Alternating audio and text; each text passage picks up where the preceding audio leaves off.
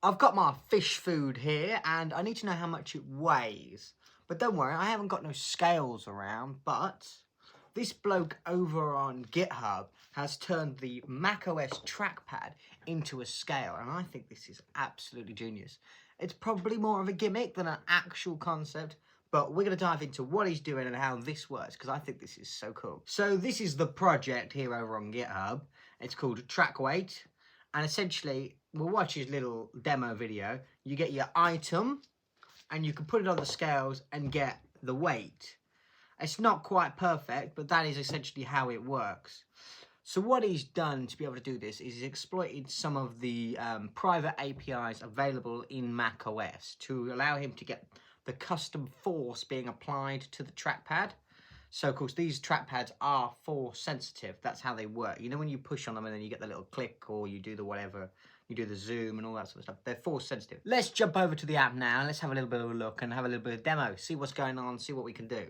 So this is the application. I've got it all open. So you've got options. So you've got the guided experimental walkthrough, where it's going to talk you through how to do all of the steps.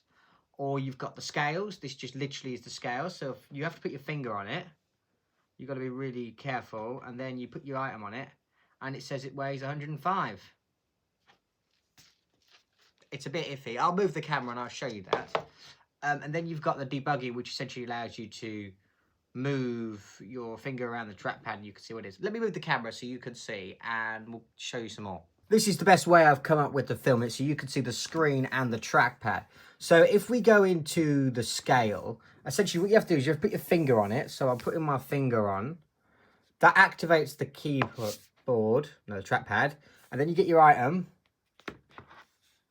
And you put it on. And you can't see the weight. It's really annoying. It's 156. There you go. It fluctuates a little bit as I move the pressure on my finger, but you've got to make sure you have your finger on, otherwise it just disables it. That's to do with the capacitiveness of the trackpad.